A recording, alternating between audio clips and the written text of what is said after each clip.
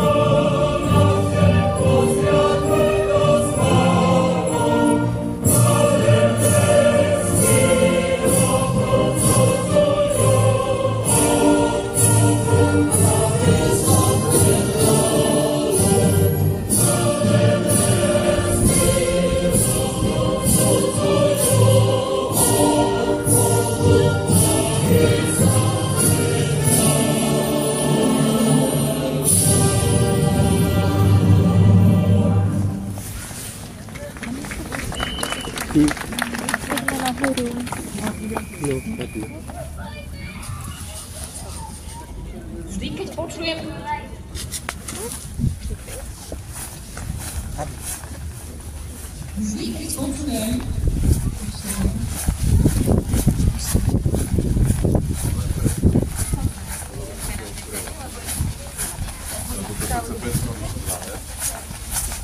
Vždy, keď počujem zvuk tých našich zvonov, napadne ma jedno z hestiel z okolomickej výparády z Nevolských rokov, ktorá sa nenáhodou načala tu u nás Damiatok a znie, bije zvon slobody, čujte ho národy. Dnes dole počujeme dobre a k tejto jeho výzve sa hlásime aj dnešným pokojným, slušným a relevantným občianskym zhromaždením. Počujme ho a ako srdcia týchto zvonov spievajú o slobode, rovnakú pieseň spievajú aj tie naše. Vítajte teda všetci na námestí a cíťte sa rešpektovaní.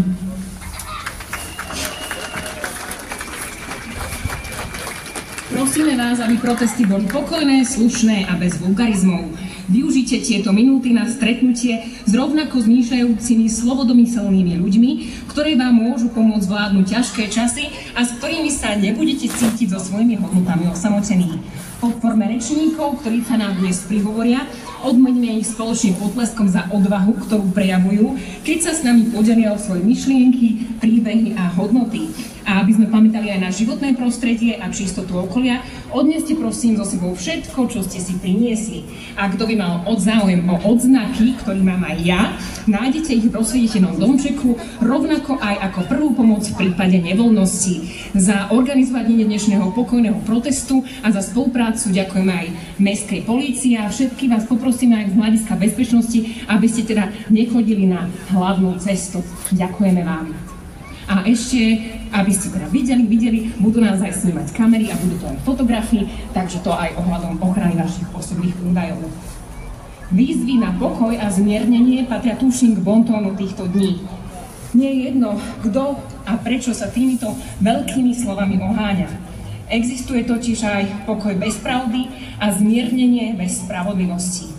Falošné zneužívanie prirodzených ľudských túžob je momentálne jedno z najväčších svinstiev.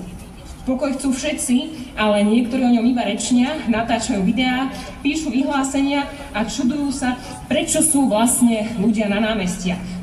No naozaj citliví ľudia so smyslom pre dôslednosť cítia falošné tóny. Napokon nie je to nič nové. Komunisti si kedysi vymysleli mierové hnutie a pritom 10 ročia blúznili o triednom boji a väčšnom antagonizme spoločenských tried. No my vieme, prečo sme tu dnes napriek tomu, že účasť na proteste v menších mestách si nezriedka vyžaduje dávku občianskej odvahy. Väčšina z nás sa navzájom pozná, nedá sa teraz spoliehať na takú anonymitu, ako je vo veľkých mestách. Preto všetci, čo ste dnes tu, si zaslúžite veľkú poklonu a veľký potlesk.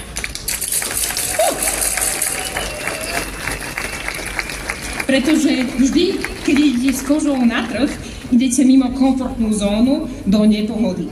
Prídete o súkromie a budete ľahkým terčom kritiky a nenávistných útokov. Ale aj o tomto je demokracia. Nebáť sa angažovať a rátať s tým, že nie každému to bude po chuti. V útorok sme sa dozvedeli, že sa ničoho nemusíme báť. Slovensko je neodvoľateľne nasmerované k EÚ a NATO, a teda, že protesty a protest, na ktorom dneska sme tu, sú irelevantné. Myslíte si, že priatelia, že vaše obavy sú irelevantné? Že vaše presvedčenia a hodnoty sú irelevantné? Nie, nie sú. Irelevantné sú len slová ľudí, čo klamú, aj keď nič nehovoria. No a čo bude zajtra? Na vlastné slová zabudnú, prekrútia ich a podpisy pod memorandami o zahraničnej politike vyplednú a veslo budú pokračovať ďalej v cestovaní do Ruska, v hľadávaní agentov, vnútorných aj vonkajších nepriateľov a v očiernovaní organizátorov pokojných zhromaždení, blúznení o prevratoch, púčoch a dlažobných kockách a nadávaní na Brusel. Zjavne teda ešte nič nepochopili. Tu sa protestuje proti arogancii moci, podvodom na občanoch a stagnácii našej vlasti. To je podľa vás irelevantné?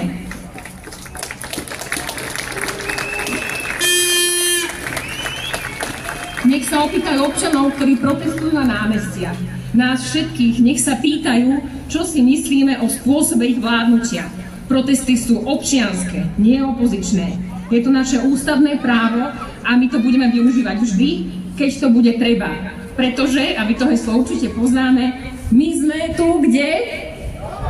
My sme tu? My sme tu? My sme tu? A teraz poprosím našu prvú vystupujúcu a našu prvú rečničku, pani Alecu Dekanovú, aby zapálila centrálny kahanec, ktorý tu bude svietiť medzi jednotlivými protestami. On svietil aj určite počas celého minulého týždňa, týždňa predtým, pred pamätníkom Milana Rastislava Štefánika. A teda, keď sa budete prechádzať mestom a teda uvidíte, že kahanec už nehorí, tak vás poprosím, aby ste ho vždy zapálili.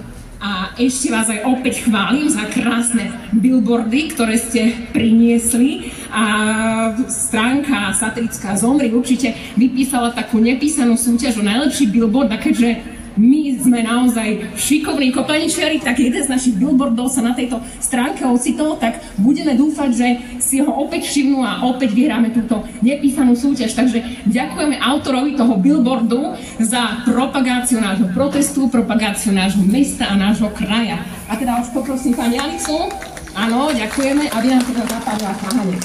vzťahovými problémami či závislosťami. Pôsobil ako dobrovoľník na krízovej linke IPčka a v súčasnosti sa ako dobrovoľník venuje aj študentom psychologickej poradni Univerzity Komenského.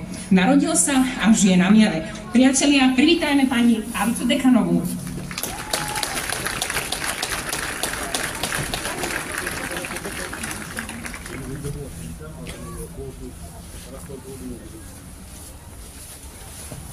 Dobrý večer. Dobrý večer. Nie je mi tu veľmi dobre teraz. Oveľa radšej by som bola niekde v teple, na gauči a nie tu vo vetre a stáť tu a niečo vám rozprávať. Dokonca som tu zadarmo, dokonca som si to tu musela napísať aj sama, nikto mi to nepísal. Ale hovorím si, že keď sedíme doma na gauči a mlčíme, tak o nás rozhodnú iní. A práve preto som tu, lebo nechcem, aby o mne rozhodli druhí.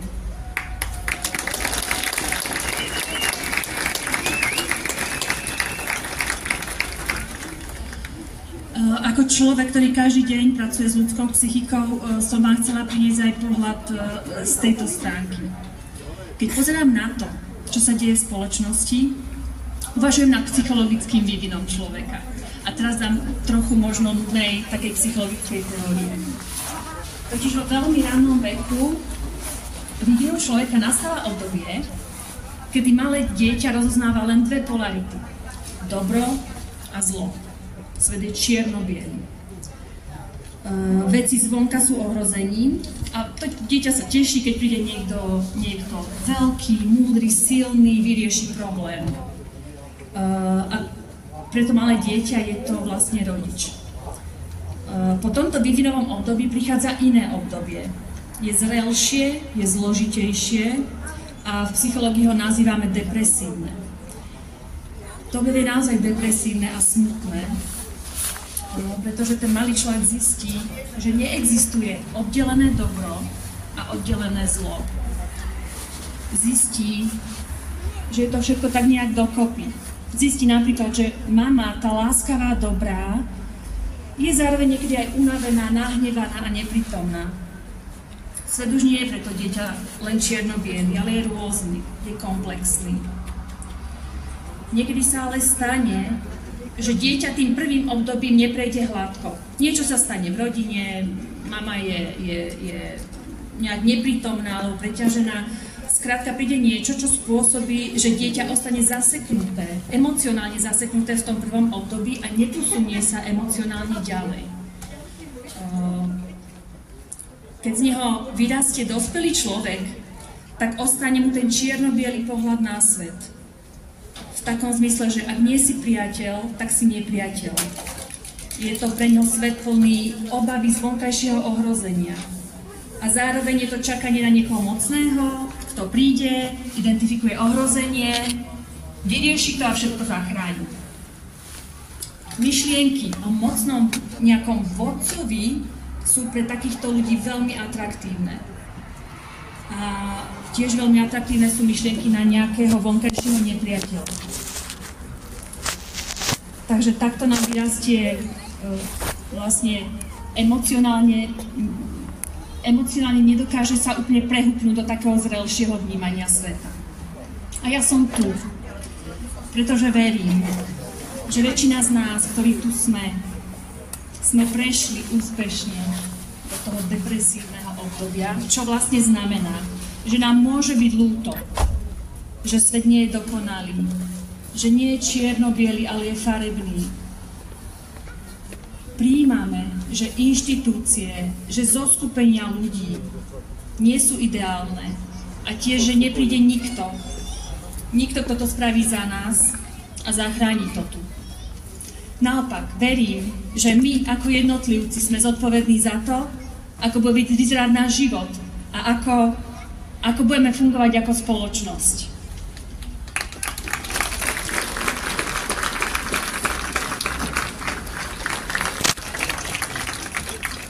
Prinášam vám ešte jeden taký pohľad, lebo pracujem prakticky denne s veľkou ľudskou bolesťou. Depresie, úzkosti, problémy vo vzťahoch. Nezriedka sa stáva, že ľudia ani nemajú už chuť žiť. A občas sa ma známi pýtajú, že ako znesiem denne pracovať s toľkou ľudskou bolesťou. A ja odpovedám, že dokážem to preto, lebo mám nádej. Verím vo vnútorné zdroje každého človeka, nech je to akokoľvek ťažké.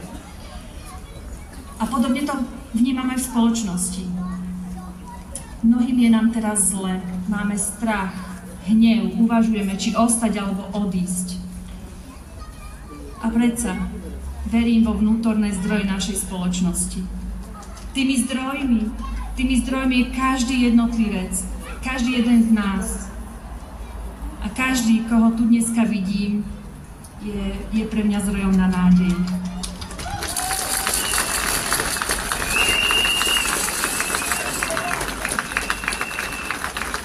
Mijava ako Panice Slovensko, prajem vám príjemný večer.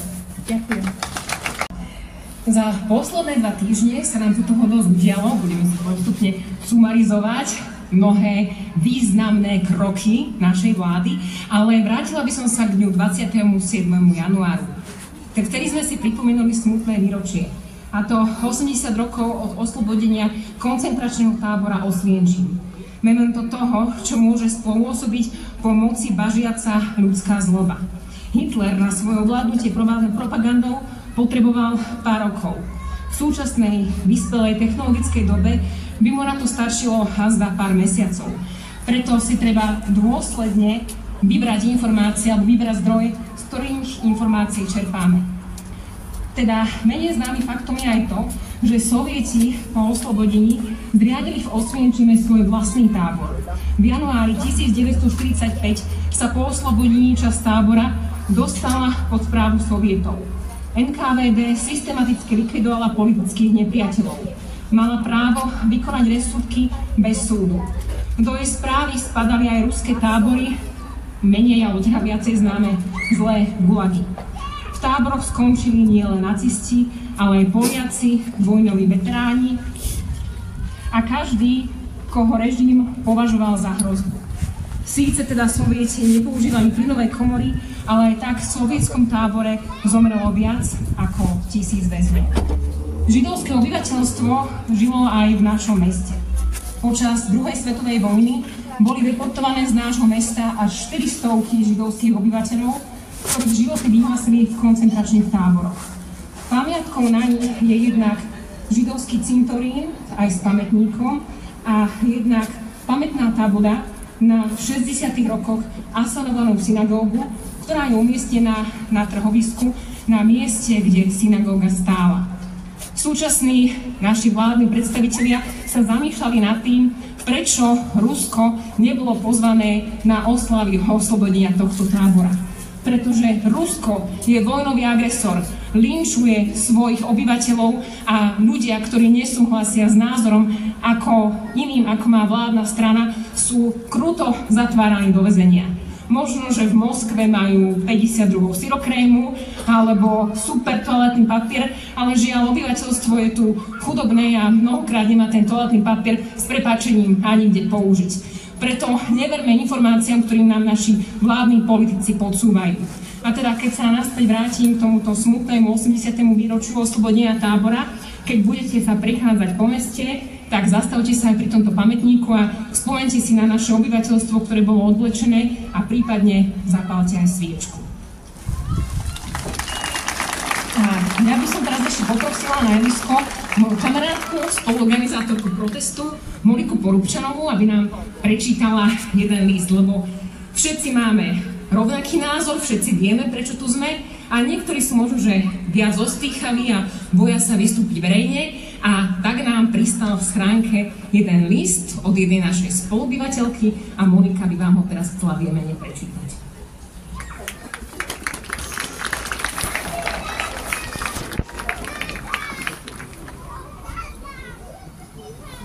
Ešte raz dobrý večer. Ďakujem, že ste sa tu v takomto hojnom počte zošli, aj keď je nám všetkým tak trochu zima. A tak trochu všetci máme aj strach, nielen z počasia, ale aj z vládnej politiky, aj z medziľudských vzťahov. A takto nám prišiel, ako hovorila už Tuska, jeden list ktorý chceme tu prečítať, aby zazneli naše slova, aj keď sa bojíme. Pretože nesmieme sa dať strachom zatlačiť do kúta, ale musíme vystúpiť. Aj keď nie vy, tak možno niekto v našom mene, kto na tom sa dá. Takže moje tajné vyznanie. Mám strach z budúcnosti.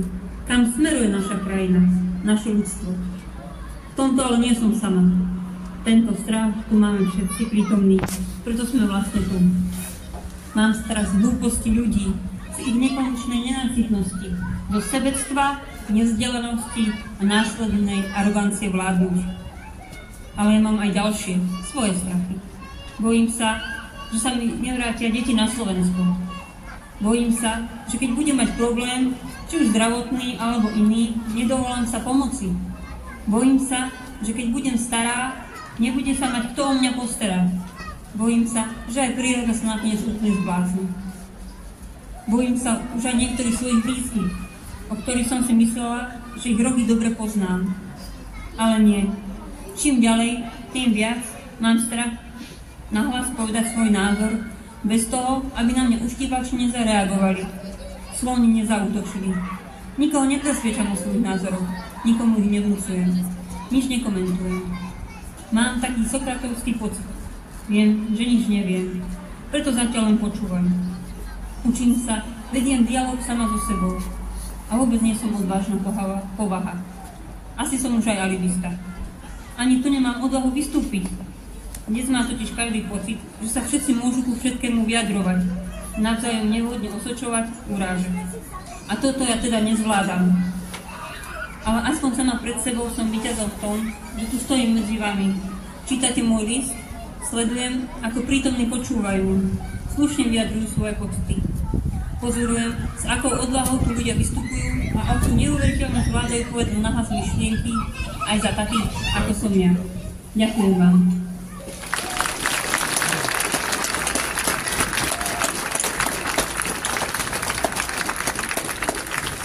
Ďakujeme autorke tohto krásneho listu a ak je tu medzi nami, tak ju srdečne pozdravujeme a ďakujeme za jej krásne slová. Keďže je veľká zima a všetci sa chceme trošku zohriať a slov bolo veľa, tak teraz si pustíme jeden hudobný vstup a to bude taká pesnička, keď sa započúvate do slov, tak tam možno, že nájdete aj nejaké väčšie posolstvo. Takže veselá pesnička o takých smutných súčasných veciach.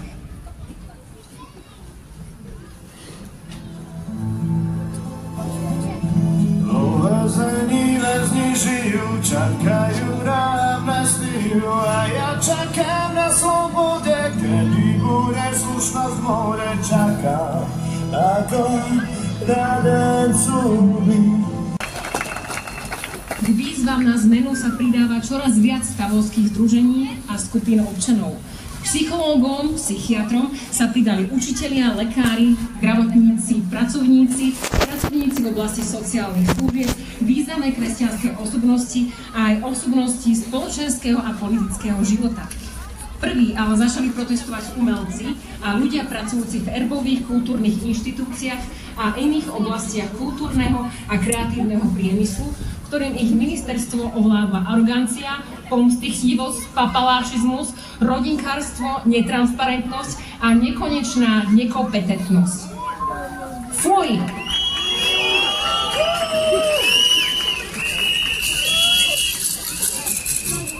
Som rada, že môžeme medzi nami privítať človeka pôsobiaceho v oblasti kultúry a nie je to fešanda, ale je to fešák, pán Michal Čudrnák.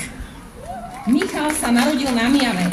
Je medzinárodne pôsobiaci špecialista v IT sektore a špeciálne sa venuje digitálnym projektom v oblasti kultúry. Pôsobil nielen na Slovensku, ale aj v Čechách. Zo Slovenskej národnej galérie odchádza takmer po 20 rokoch spolu s tímom LEP. Slovenskej národnej galérii vytvoril pre Národnú galériu a sieť galérií web umenia, web stránky k výstavám, mobilné a interaktívne aplikácie. Zamestnanci Slovenskej národnej galérie vo výpovedi sú vzorom v inovatívnych formách protestov v boji proti nekompetentnému vedeniu. Jednou z nich je už legendárne otočenie sa chrbtom ku generálnemu riaditeľovi počas jeho príhovoru, za čo získali podporu verejnosti. Privítajme teda medzi nami nášho ďalšieho dnešného rečníka, kultúrneho a kreatívneho priemyslu, rodáka z Mňavy, pána Michala Čudrnáka.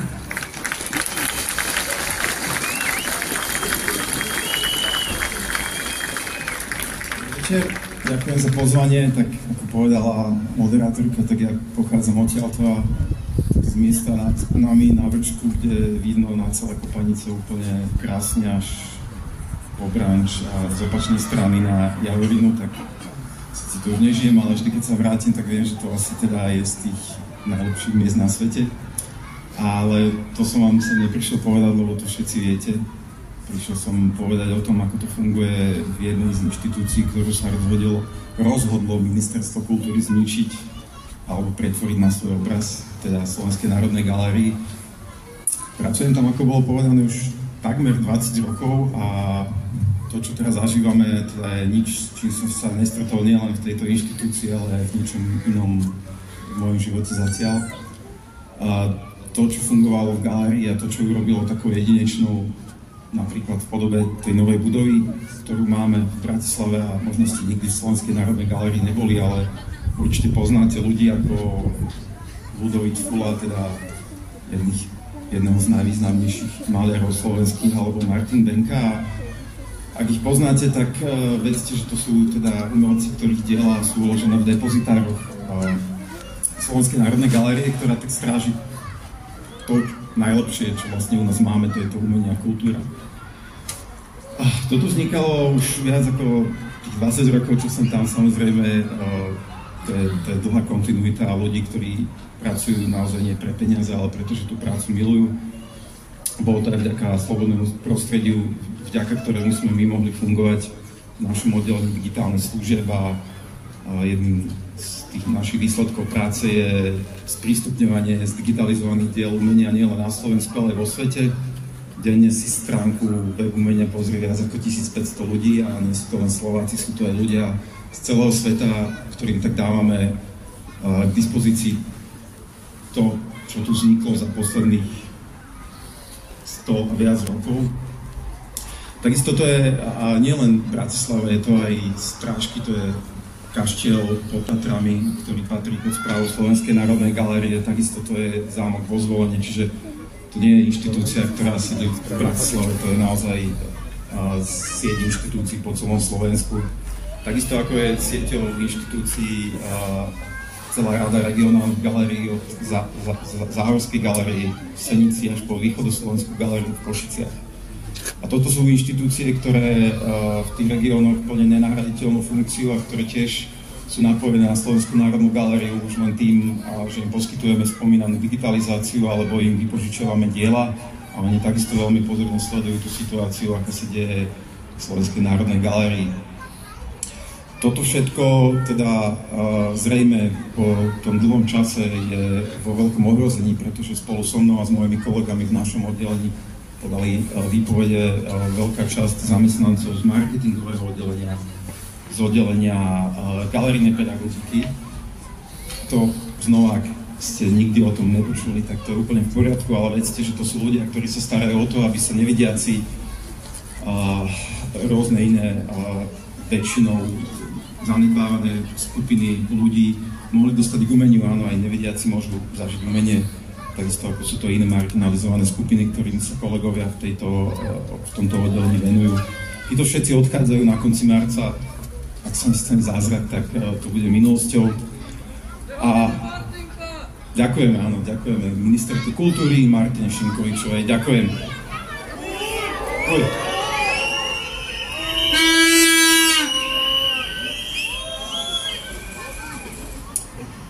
Títo ľudia sa zaslúžili o to, že ničia funkčné inštitúcie, nie je to len Slovenská národná galéria, sú to aj mnohé iné. A ešte to len uvidíme, aký to bude mať dosah.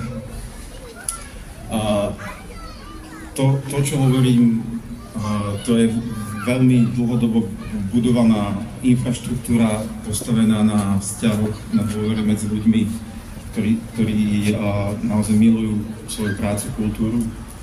A tí ľudia, ktorí ich nahrádzajú, sú nie vyberaní v nejakých transparentných výberových konaniach, kde vyhrajú tí najlepší. To sú ľudia dosádzaní len preto, že sú lojálni a sú schopní vykonávať príkazy týchto ľudí, aby sme nedávali toľkú pozornosť len ministerke, tak sú tam aj iní ľudia, možno aj skutoční. Vedúci minister kultúry Lukáš Machala,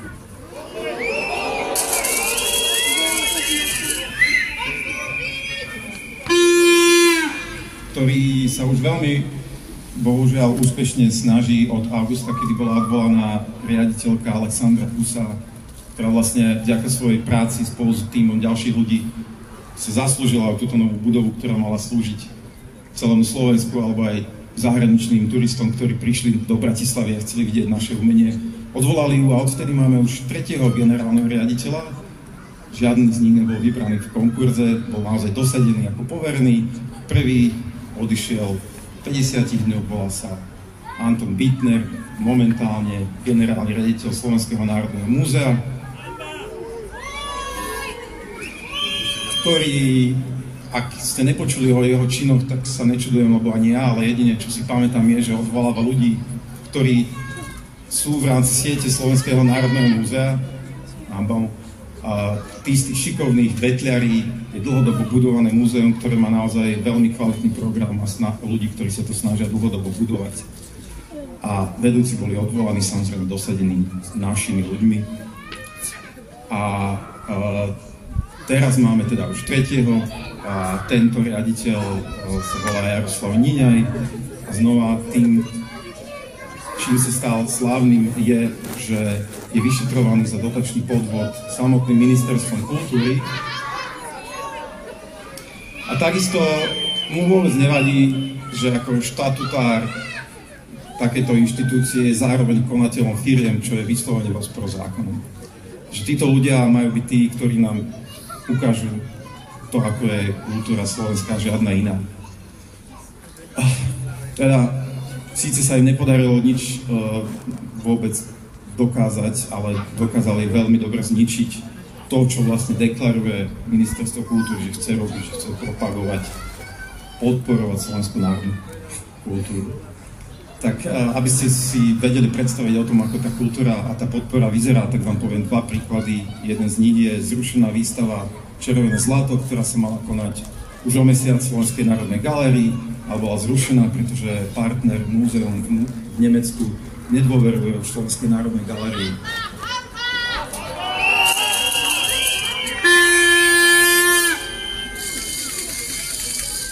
A to sú nie nejaké nemecké umelecké predmety, to sú objekty zo stredného Slovenska, pozlatené krásne predmety, ktoré už teda nie sú v zbierkach na Slovensku, ale sú v Nemecku a mali sa vrátiť na Slovensko. To mala byť tá kultúra, ktorú sme mali na ňu byť pyšní a ktorú deklaratívne podporuje to ministerstvo. Druhým príkladom je už spomínaný Ľudovít Fula, čo viac asi by mohlo byť slovenské a propagujúce slovenskú kultúru ako výstava Ľudovíta Fulu v zahraničí, ako mala byť výstava v Krakove, ktorú mala organizovať, teda kurátorovať bývalá riaditeľka Alexandra Kusa. Táto výstava nebude, pretože ona spolu s ďalšími kolegami, s ďalšími vedúcimi oddelení bola odvolaná, respektíve jej pozícia bola zrušená ako nadbytočná. Takže takto si tí ľudia cenia ľudí, ktorí sa snažia niečo robiť na Slovensku a naopak ničiť to, čo vzniklo. Ale teda, aby som nehovoril len o tom, že ako to vlastne je v Slovenskej národnej galérii, lebo to je možno niečo, čo je viacej vidno, ale rovnako trpia aj iné inštitúcie. Spomeňme si momentálne na najnovší prípad Slovenského literárneho centra, kde nastúpil Gustav Murín ako riaditeľ, nahradil znova niekoho, kto tam bol vybraný transparentne vo výberovom konaní. A to je človek, ak si ho pozriete na internete, ktorý je známy svojou mizogíniou alebo svojimi proruskými postojmi.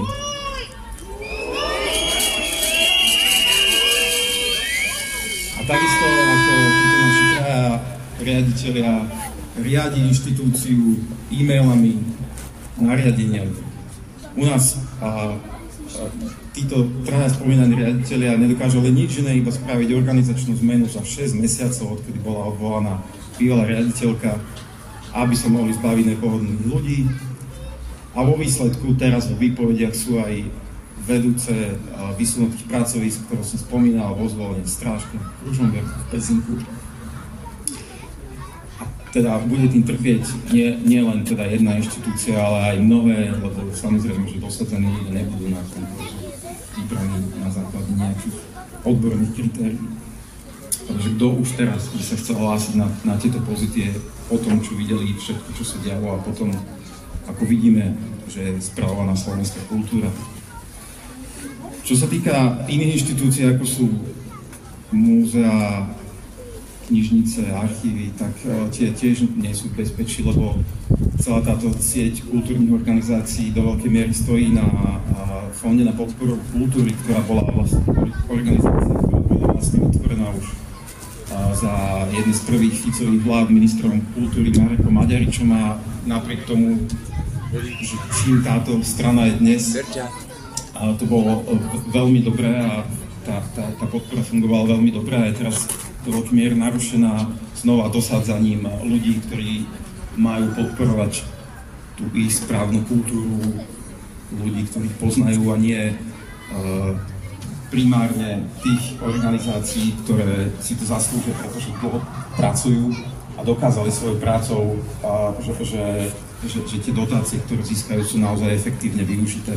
Takže nebude to len galéria, ktorú si všimnete, že prestane postupne existovať v tej podobe, akú poznáme. Budú to aj knižnice, ktoré s neefektívnením Fondu na podporu umenia nebudú mať možno už v takej istej podobe knihy alebo vybavenie. Takisto, ak nie ste úplne medzi tými vyvolenými, tak vaša podpora nemusí byť adekvátna tomu, čo robíte a vďaka ich neschopnosti je aj festival, Medzinárodný folklórny festival na Mijave vo veľkom omeškaní voči organizácii z posledných rokov, pretože nominanti Ministerstva kultúry na Fondu podporu umenia znefunkčňovali fond natoľko, že sa to oddialilo viac ako 3 mesiace.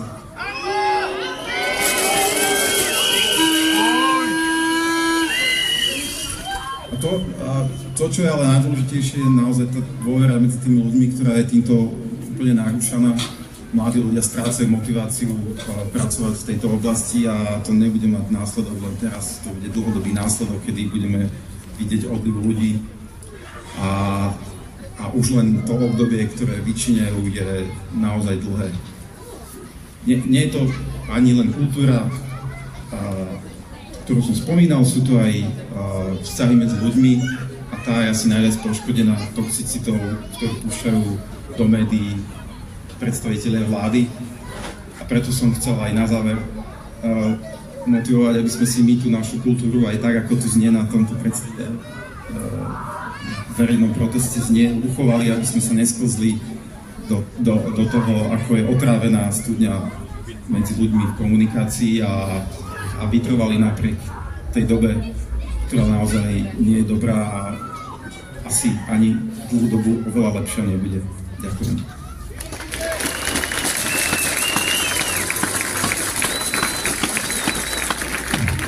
Michalovi za jeho pekné slova a ďakujeme za odvahu jemu aj všetkým jeho spolupracovníkom v Národnej galérii. Ako som minule už spomínala, tak ja som galériu navštívila pred pár dňami a naozaj som bola veľmi milo prekvapená, ako galéria bola zrekonštruovaná, aká tam bola krásna výstava a naozaj som sa cítila, že som niekde v nejakom svetovom dome umenia, pretože naozaj to bolo kvalitné a krásne. Takže ďakujem ešte raz Michalovi a všetkým jeho spolupracovníkom, že sa nevzdávajú a že neplávajú ako mŕtve ryby po prúde rieky.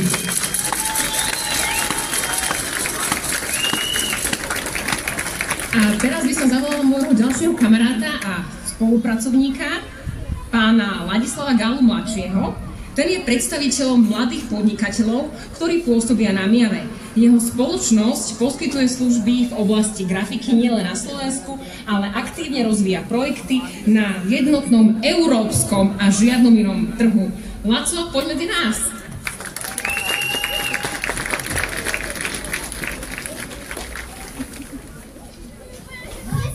Ahoj Mijava. Ďakujem, že ste prišli všetci, je vás tu veľa, super.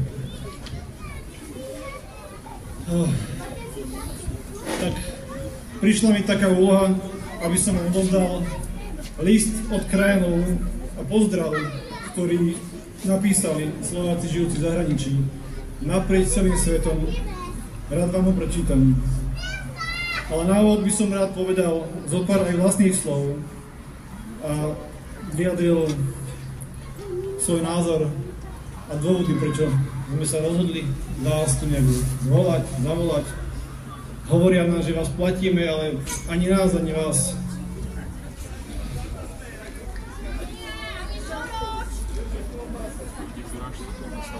Keby niekto platil, tak môžete si zaplatiť pivo z toho, dobre? Je úžasné, že ste všetci tu. Kto ma pozná, vie, že som domáci. Počas môjho štúdia som si veru nemyslel, že dostanem žiť práve na Myjave. Študoval som v Českej republike a moje túlavé topánky ma zaviedia na nejaký cest do Portugalska. Plány na život boli rôzne, no vrátil som sa na Myjavu, založil tú rodinu, videl som perspektívu v tom pomôcť rodičom s firmou. Rozvíjať dielo, ktoré tu budovali celý život. Je dôležité, a myslím si, že je to veľmi dôležité, aby sme vytvárali tú pridanú hodnotu tu, doma, a nie v zahraničí.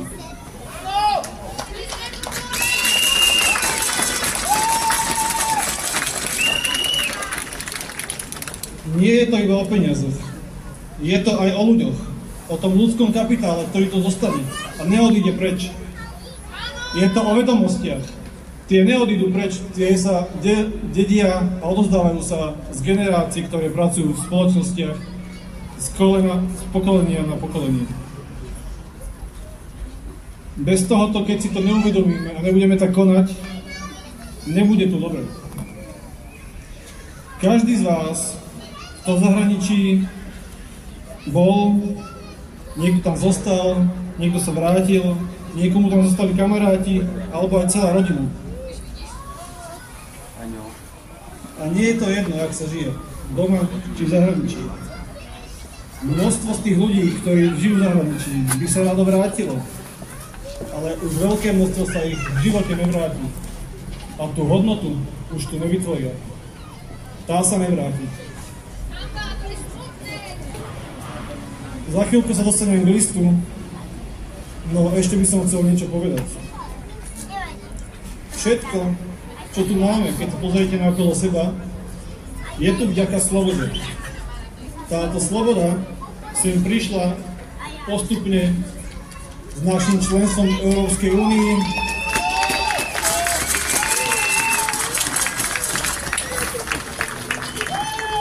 S eurofondami pritiekli financie, z ktorých sa stavá a rekonštruuje prakticky všetko a dokonca aj v tomto sme asi najhorší v únii, že nečerpáme.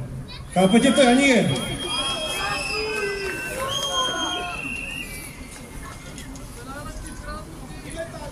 Vďaka NATO máme nad sebou bezpečnostný dážnik, vďaka ktorému sem prichádzajú investície nielen zo západného sveta, ale z celého sveta.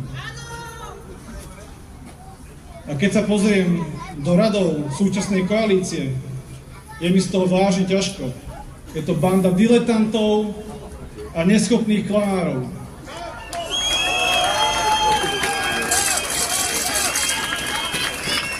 Hanba. O tej base nech rozhodnú súdy nezávisle, ale nemôžu si ich kúpiť. Najnovšie ma dostalo, ako si všetci podávajú ruky s diktátormi a najnovšie sa aj muckajú s fašistami. Je mi z toho nagrcanie.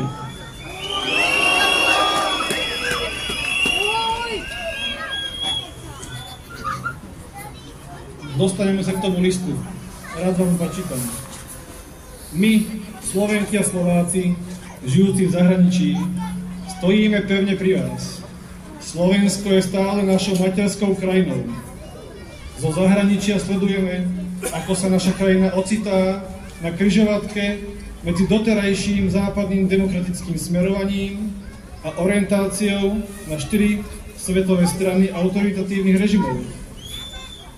Slovensko si nemôže dovoliť stratu a stratiť svoju slobodu a dôstojnosť. Potrebujeme sa zbaviť strachu, nabrať odvahu, napríklad aj Jána Palacha a Jána Kuciaka a mnohých statočných ľudí z kultúry, médií, polície, občianskeho života. Vy už odvahu máte, pretože ste prišli na tieto námestia, nielen na Mijave, ale všade. Hľadajme spolu to, čo nás spája. Je to napríklad túžba po kvalitnom živote, dobrom vzdelaní, fungujúcom zdravotníctve, funkčných inštitúciách a nezávislých médiách. Hovorme spolu s rodinou, s priateľmi, s komunitách. Dialóg je našou najväčšou šancou na dobrý výsledok. Zastavme spolu šírenie násilia, nenávisti a klamstiev. Prelomme bariéry. A teraz, to nie je, že niekedy v budúcnosti, to musí nastať. Naše komunity v zahraničí silnejú. Čoraz viac krajinov prejavuje záujem pomáhať Slovensku. Spájame sa, komunikujeme spolu, pozbudzujeme sa a vysielame signály do celých regiónov naprieč Slovenskom. Nie ste v tom sami. Každý z vás má niekoho známeho v zahraničí. Spojte sa s nimi, komunikujte s nimi, požiadajte ich o podporu, hoci len morálne.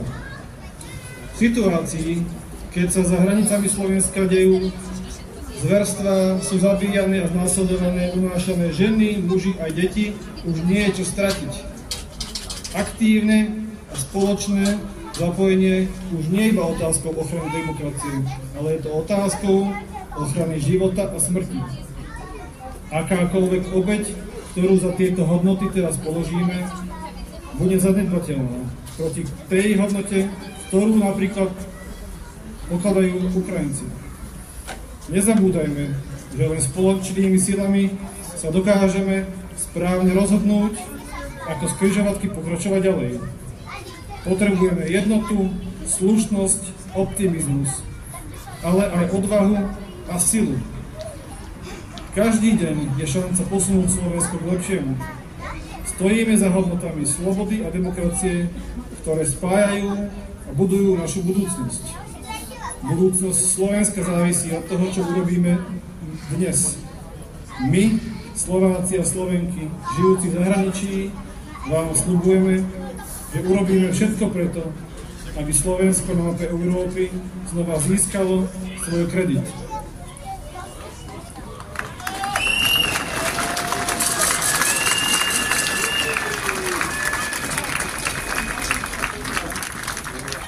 Tento list podpísali iniciatívy naprieč celým svetom.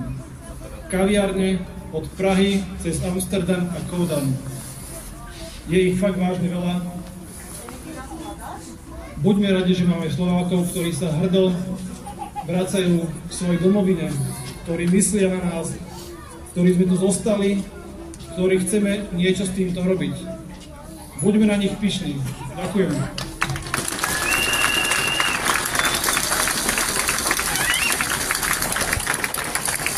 Ale nebuďme pyšní len na Slovákov v zahraničí, ale buďme pyšní aj na seba, pretože keby všetci odídeme, tak kto by tu už len ostal? Musíme mať radi svoju krajinu a musíme bojovať za to, aby sa tejto krajine našej nám tu spolu žilo lepšie. Takže ja ďakujem všetkým vám a nám, že neodchádzame a že zostávame, pretože za mňa osobne odísť nie je úplne riešenie, pretože viem, že aj tu musí niekto ostať a budovať tú lepšiu budúcnosť pre naše deti a pre naše ďalšie pokolenie, pretože neodišli naši starí rodičia, neodišli naši rodičia, takže neodídeme ani my.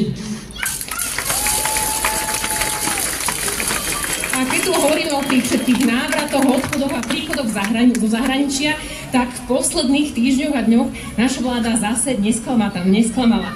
Matúš naraz Vlások so svojou družinou priviedli na Slovensko z Londýna svojho dobrého kamaráta Daniela, ale nie Redcliffa, ale Bombica. Hanba!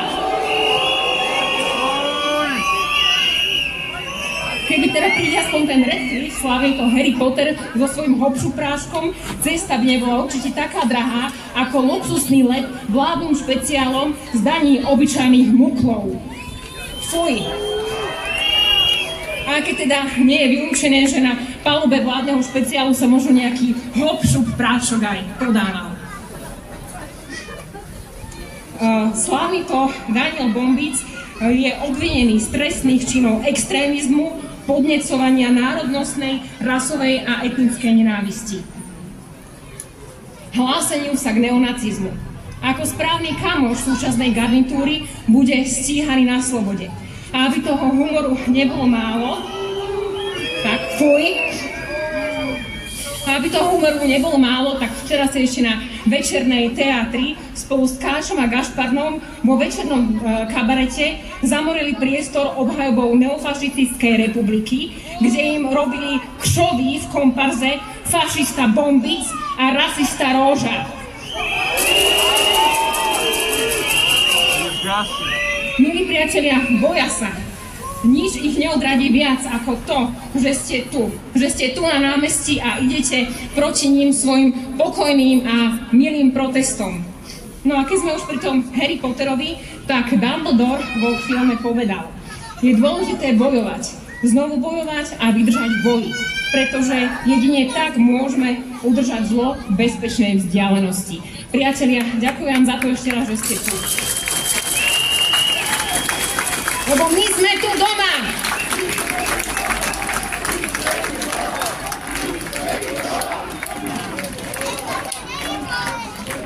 No a nie sme na proteste len dnes my na Miave, ale k týmto protestom sa pridali mestá a ich po celom Slovensku viac ako 50. Nebudem celý tento zoznam čítať, pretože určite vám je všetkým už veľká zima, ale aspoň svojím potleskom ich podporme a ešte raz si zakričme, že my sme tu doma a k tomuto skandovaniu si pustíme opäť peknú pesničku.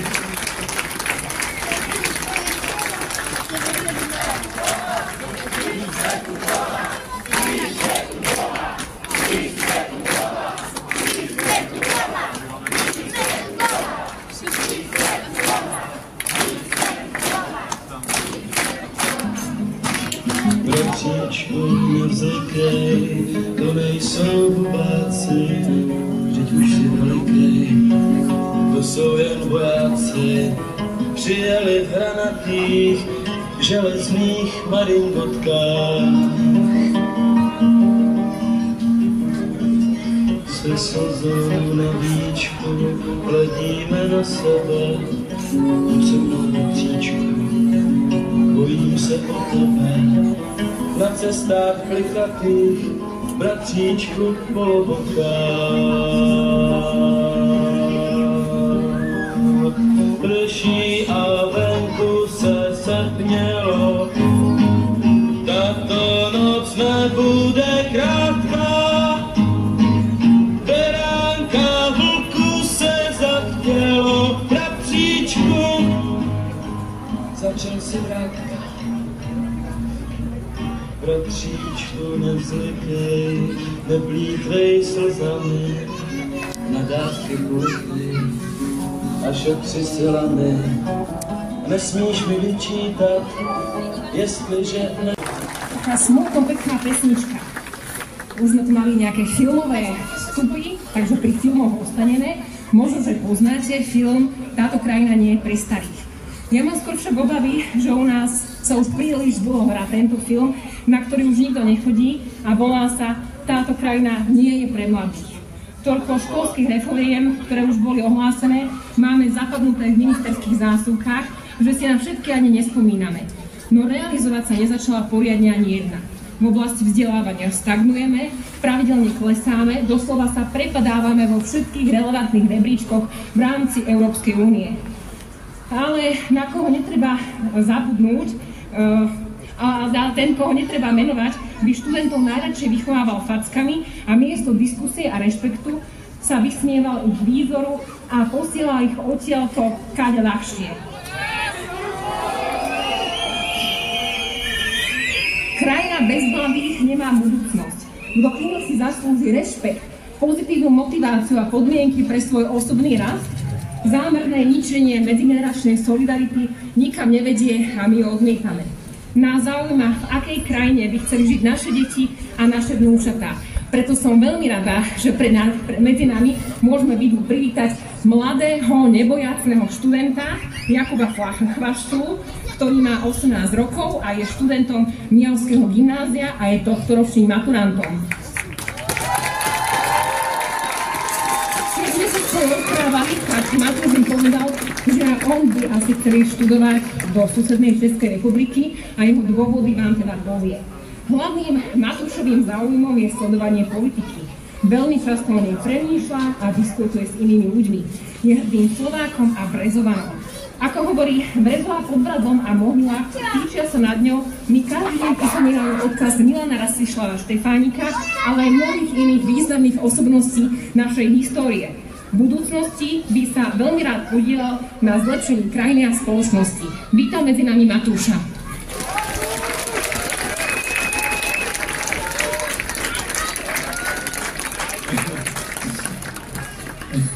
Presne tak, ďakujem. Dobrý večer, vážení občania. A nebudem zdraviť iba Mijavanov, ale všetkých kopaničiarov a nekopaničiarov, ktorí sa sem rozhodli prísť. Ďakujem, že ste tu.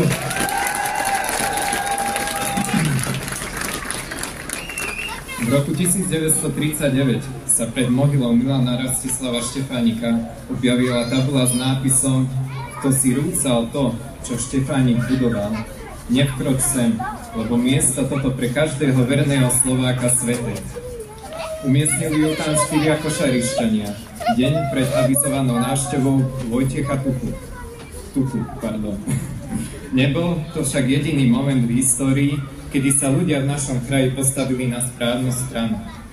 Merú 8 roky. Vznik prvej ČSR, SNP či Nežná revolúcia. To sú udalosti, ktoré mali v tejto oblasti hlbokú podporu obyvateľstva. Kopanice sa nikdy nebáli postaviť zlu, a to nie len názorovo a slovne, ale aj činmi, či dokonca so zbraňou v ruke. Preto som rád, že sme sa tu zišli v tak hojnom počte a nezapreli sme dobrú povedz nášho regiónu, ale aj samotný odkaz generála Milana Rastislava Štefánika.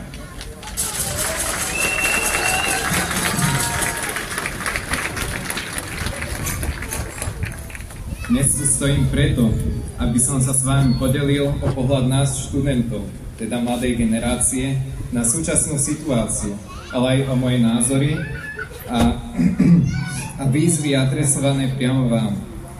My študenti sme častokrát označovaní za hlupákov, ktorí nič nezažili, nič nespravili a nič nedokázali. Často sa stretávame s vetou: čo ty o tom vieš? Vraj nemáme riešiť politiku, pretože sa do toho nerozumieme. No treba týchto ľudí vyviesť z omylu. Práve že to je naopak. Sme uvedomili mladí ľudia, ktorí myslia na budúcnosť viac ako ktorákoľvek generácia predtým. V dnešných dňoch čelíme mnohým výzvam globálnych rozmerov, ktoré najviac postihnú nás a naše deti. Preto nám na tom tak záleží. Aj dnes tu stojíme kvôli jednej veľkej výzve. Zlu.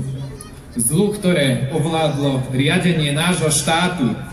Snažia sa okradnúť nie len naše peniaze, ale aj nádej, budúcnosť, pocit bezpečia a hlavne náš štát, našu vlast.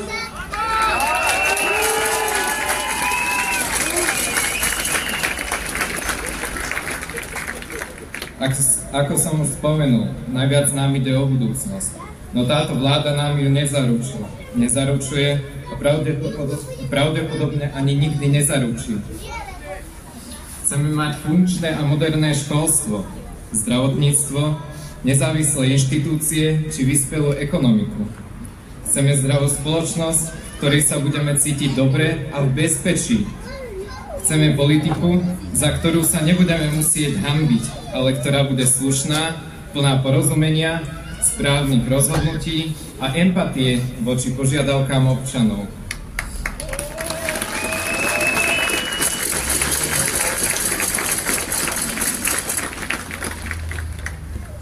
Nechceme na čele štátu ľudí, ktorí sú obvinení alebo podozriví z trestnej činnosti.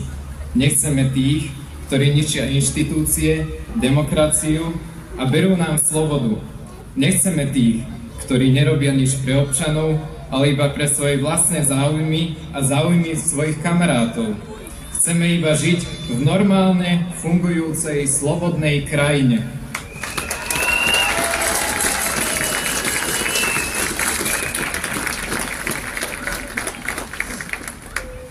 Pýtame sa, čo robí vláda pre nás mladých?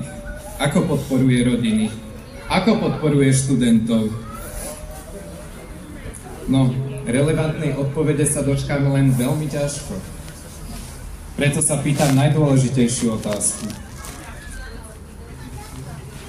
Akú máme motiváciu zostať na Slovensku? Mnohí z nás ju majú, taktiež aj ja, pretože som hrdý Slovák, ktorý miluje svoju krajinu a svoj národ. Taktiež tu mám rodinu, priateľov a miesta, ktoré sú neoddeliteľnou súčasťou môjho života.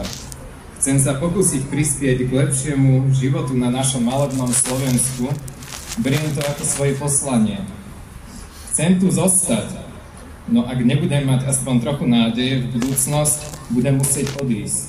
Tak, ako to spravilo už mnoho mladých ľudí predo mnou. Mnoho mladých ľudí študuje a pracuje v zahraničí. Nie je to žiadny problém, skôr pozitívum. Zahraničné školy sú kvalitnejšie a život v zahraničí ponúka nové skúsenosti a pohľady na svet, ktoré by sme potrebovali priniesť do našej krajiny. Problémom však je, keď sa títo ľudia už domov nevrátia. Podľa minuloročného prieskumu medzi maturantmi sa až 34% študentov preferujúcich štúdium v zahraničí nechce vrátiť na Slovensko a 52% váha, či sa vrátiť alebo nie. To sú alarmujúce čísla. Toto sa musí zmeniť.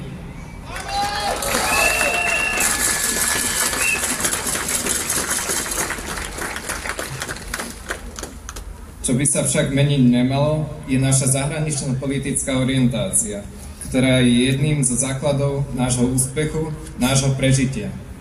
Vedel to aj Štefánik a preto budoval dobré a silné vzťahy so západnými mocnosťami. Mali by sme si z neho opäť brať príklad. Politika na všetky 4 svetové strany však nie je jediný problém, ktorý na vládnych politikoch pozorujeme. Vadí nám, že šíria nenávisť a strach, odporne zavádzajú a klamú, rozdeľujú a burcujú spoločnosť, útočia na študentov, občianskych aktivistov, inteligenciu, odborníkov, ale aj všetkých ľudí, ktorí sa im zopreli.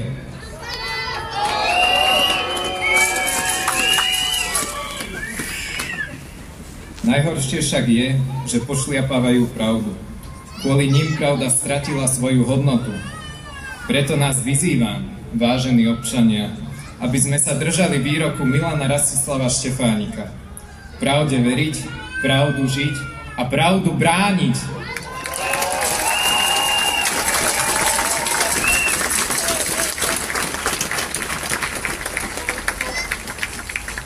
Chcem nás taktiež všetkých vyzvať, aby sme začali komunikovať s druhou stranou. Musíme im ukázať, že aj my sme úplne normálni ľudia, ktorí im nechcú zle a neohrozujú ich. Pokúsme sa ich pochopiť a naviesť na správnu cestu. Navráťme im dôveru v odborníkov a v relevantné informácie.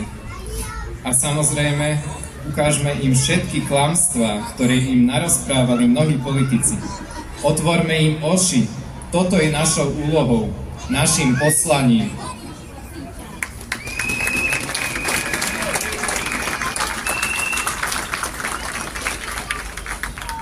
Ak však chceme niečo dosiahnuť, musíme sa zjednotiť.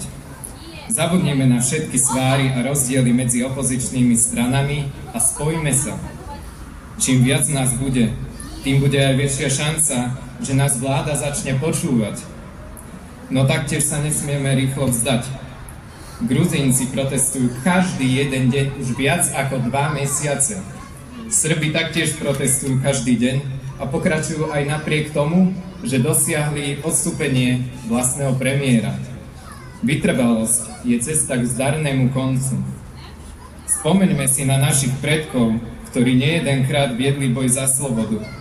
Teraz je však rad na nás. Pozdvihnime zástavu a inšpirujeme sa odvážnymi ľuďmi nášho kraja. To najcennejšie posolstvo nám opäť prináša najvýznamnejší Slovák, náš rodák Milan Rastislav Štefánik. Prekážky treba rozbiť a nie sa im poddávať. Preto sa nenechajme zastrašiť, nenechajme sa umlčať, nevzdávajme sa a spolu to zvládneme.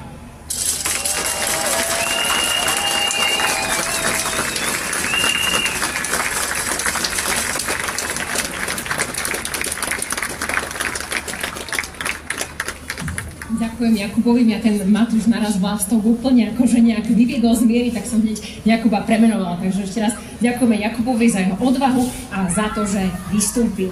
A teda nielen Jakubovi, ale aj vám a všetkým dnešným rečníkom ďakujeme za to, že prišli, ďakujeme za ich inšpiratívne myšlienky a občiansku odvahu vystúpiť dnes medzi vami a nami túto všetkými. Dúfame, že sa vám dnešné miesto protestu páčilo. Ak nie, ak by ste chceli niečo zmeniť, pridať alebo by chcel niekto vystúpiť, kľudne nám dajte informácie na sociálnu sieť do tej takej skupinky aj Miava je Európa.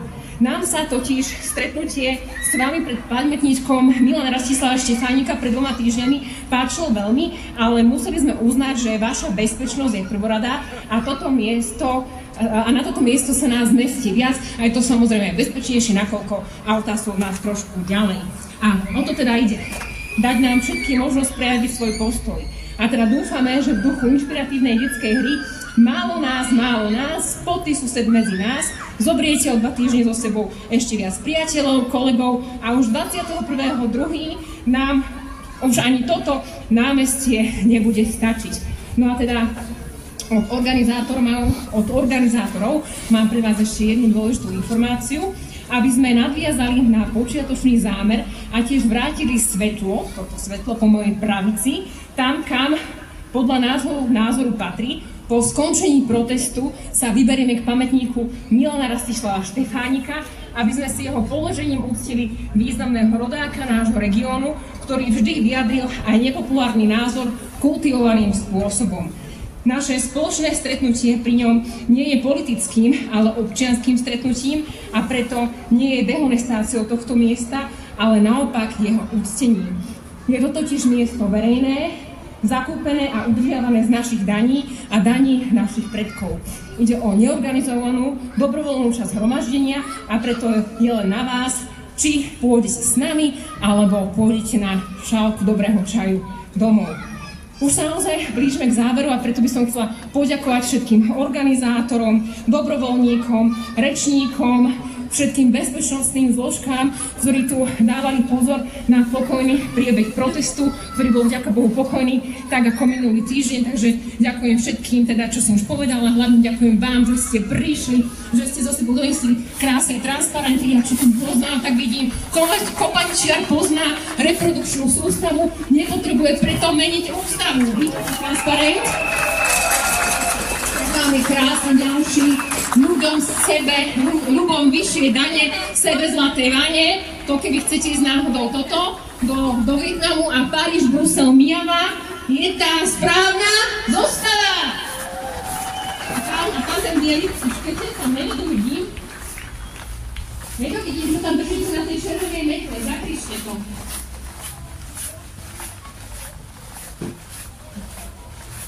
Tak naraz, aby sme vás všetci počuli, bo ani nevidím, ani nepočujem už. Bolševik birmovaný, to je hrobár našej krajiny, krásne transparenty a dúfam, že sa nikto nájdete večer na 20. stránke zomri. Takže ešte raz vám všetkým veľmi pekne ďakujem a už do tretice aj mestskej polícii za to, že sme tu v pohode, v bezpečí a že sa o nás starajú, aj mestskej, aj štátnej, aj všetkej. Takže vážení priatelia, na záver jedno veľké ďakujem patrí, ak si kladiete otázku, kto je táto energická, šarmantná mladá dáma. Pracuje v Ústave srdcových a cievnych chorôb v Bratislave. a je to pani doktorka Zuzanka Elková. Veľký potlesk. Áno, mijajú nás, samozrejme. Takže priatelia, ešte raz vám všetkým ďakujem a týmto považujem naše zhromaždenie za ukončené.